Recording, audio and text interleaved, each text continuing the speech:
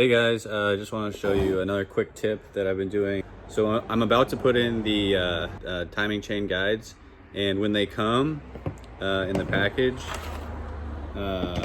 they come in something like this. If you buy the kit that Ford Tech Make You Loco suggests, and they all have these types of labels on there, and they leave like a residue, so you can kind of see that. So you could use something like this and try like scrape it off with a razor, or I tried some Scotch-Brite that didn't really work. So I already had this, so I just grabbed it. It's a 3M specialty adhesive remover aerosol. So I'm just gonna spray it a little bit on so you can kind of see it, especially on the glare. It's on there, and then you wait a little second, wait a few seconds, let it do its thing, and then just come in here with a clean rag. Come in there, and you can see it'll just goes away. It makes it kind of goopy, so make sure you get all of it. But I think this is a lot better solution than the razor, because if you use a razor, you might nick it a little bit, and you don't want to damage the plastic at all. And as long as you take off all of the aerosol spray right away, it's not going to hurt the plastic enough to damage anything. So that's the method I'm going to do. And you can see it's like, this is the other side, but this is the side I just did. It's all gone. It's all clean now. So that side doesn't matter as much, but on the ones like this one, this is actually where the guide will go. You can see there's a little bit there. So I'm just gonna clean these up before I put them on. So it's just a little quick tip.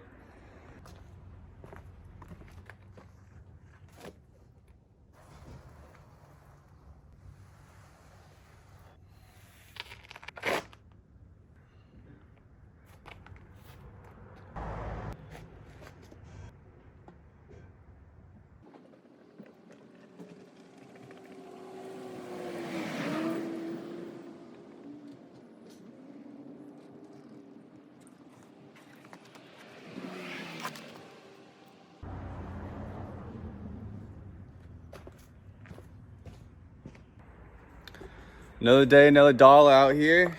This whole project's taken me a long time, but it's worth it. I'm just taking my time with it. I'm in no rush. What we're doing today, oil pan. Another beautiful day, by the way. Portland, Oregon. The oil pan, so to do that, Ford Tech Make You Loco, again, has another video on this. Take off this cross brace or cross member, whatever that's called. And then the sway bar. And actually, this all came out very easily. A few months ago, I was taking off my tailgate to get this topper on, because topper doesn't support a tailgate.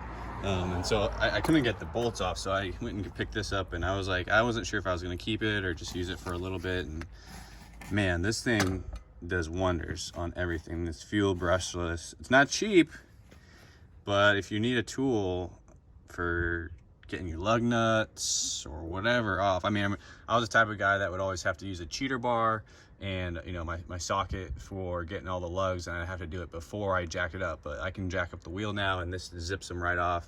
It's got 3 different power settings, and then you can tell with the batteries, and then I have a second battery and a charger. I got a pretty good deal. So it's not cheap, but man, this thing is the truth. So this is like the main reason I close my garage at night, is so that nobody takes that. But yeah, I'm about to drop this oil pan. I think it's a bunch of 13 bolts, and it should be it. Also, another pro tip, I might throw in a clip of it, is when you're, if you're like me at all, you work out or whatever, or you just like protein shakes, you take one of these, and these, if you save them, they're perfect for putting your old oil. See, it's nasty stuff. I think I'm gonna have to buy a welder to get the exhaust manifold studs off.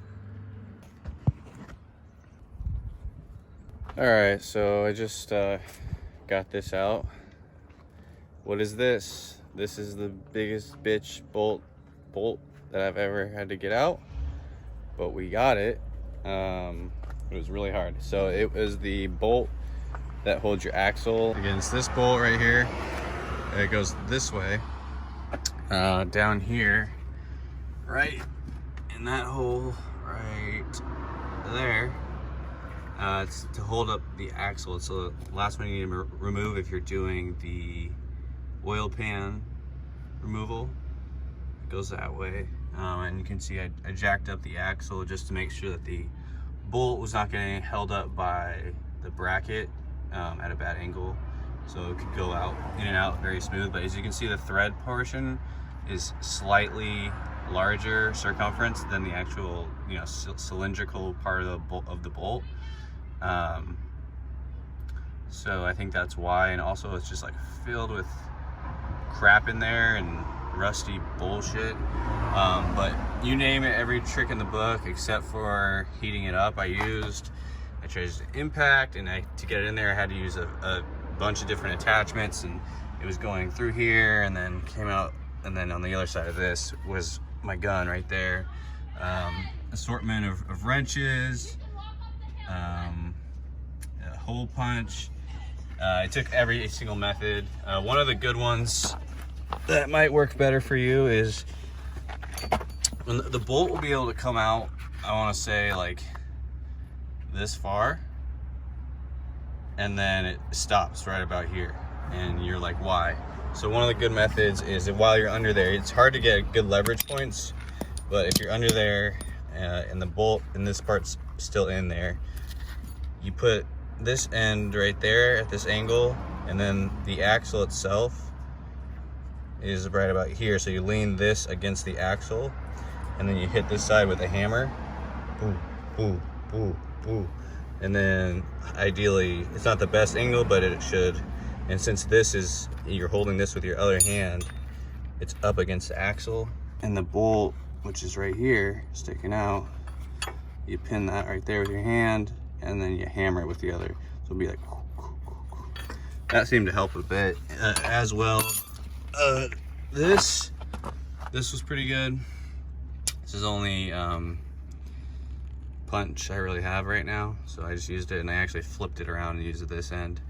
As you can see, it's thinner, or just barely thinner, so it worked well.